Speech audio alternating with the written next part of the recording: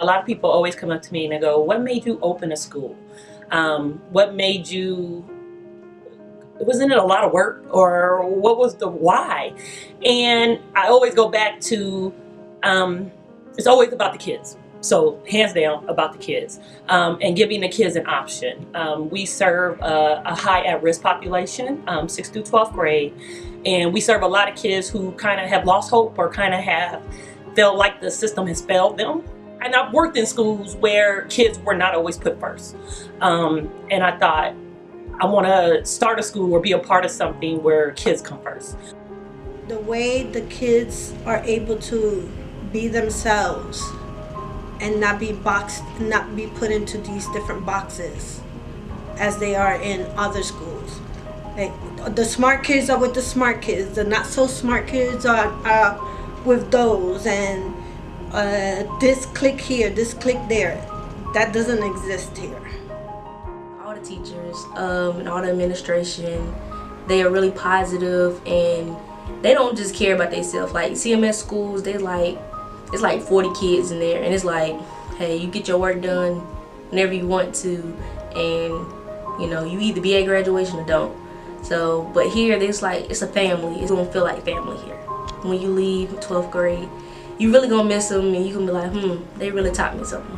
My personal life has not been easy dealing with me born deaf, so I can relate with our kids. CLA gives our kids opportunity, just like CLA gave me opportunities to help our EC children. One of the best aspects of my job is working with our students. Nothing feels better than waking up knowing that you have the opportunity to motivate a student to do something beyond what they've ever imagined. And that's what we had the opportunity of doing last year, working with our very first senior class. A lot of our students felt like they didn't have the grades, or they didn't have the resume strength to really get them into a school, but through day in and day out, making phone calls, checking emails, and really just expanding on our network, we were able to get at least 90% of our students accepted into a four-year college and university. I was coming to school mad back and forth because I wasn't really feeling like, I wasn't feeling it. I was like, yo, what am I going to school for? I got stuff to deal with at home, coming to school, people talking about you, stuff like that, and it just made me mad. Miss Gibson stopped me one day. And, she kind of let me vent to her and tell her what was going on. It made me feel better that I got everything out. I mean, half of the time, I feel like I can help other people with their problems and I can't help myself with my own. And she made me, realize, like, yo, you gonna get through this. It's not, like I said earlier, it's not so bad. You're gonna get through it. Don't worry about this and that. Focus on what's ahead of you. Education was my ticket to freedom, if you would say, my ticket to freedom, Myself, I was adopted when I was 14 years old and placed into foster care when I was 9. So I completely understand and can relate to the students that I teach, and exactly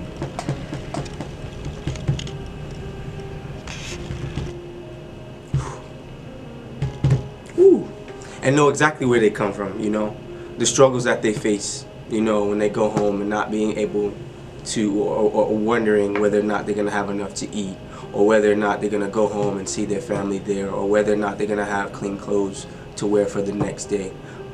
Worrying about those different things and the things that they see going on in their household, in their environment, or the things that they see going on in their block. How can you really focus on that? How can you really focus on homework when you're dealing with those issues at home, So my thing is, I completely understand where the students are coming from, and I tell myself to meet them where they're at. I meet the students where they're at. One example of many of our kids, but one that stands out to me that we have experienced this year. We have a young man who's an 11th grader, and just as humble as he can be, very shy almost when it comes to certain things. It took me a while to realize what was going on until other staff members came and kind of brought it to my attention. But something happened to his parents where him and his siblings are with the grandparent, which happens a lot. We see that a lot. And then we found out that he's not eating. We found out that he's not eating or being provided for. And one day he told us, he said, well, I didn't eat dinner last night because my sisters had to eat first. And it's those kind of stories that remind us of why we're here and what we need to do. So we went out, we bought him uniforms because he had one set of uniforms and he was wearing them every day. So we went out and got him uniforms. We went out and got him shoes. We went out, just the extra. And that's just one kid. And we have a million stories of these babies, or a million stories of their families and the families that come to us for help. And we just always want to be in a place where we are like, yes, we can help, and not, sorry, there's nothing we can do. Charlotte Learning Academy is redemption. Committed. Generous. Family. Amazing. Giving. Family. Amazing. Family. Inspirational. ELA means hope for a better life. Lively. Family. We family. Different. Pride. Inspiration. Charlotte Learning Academy is passion.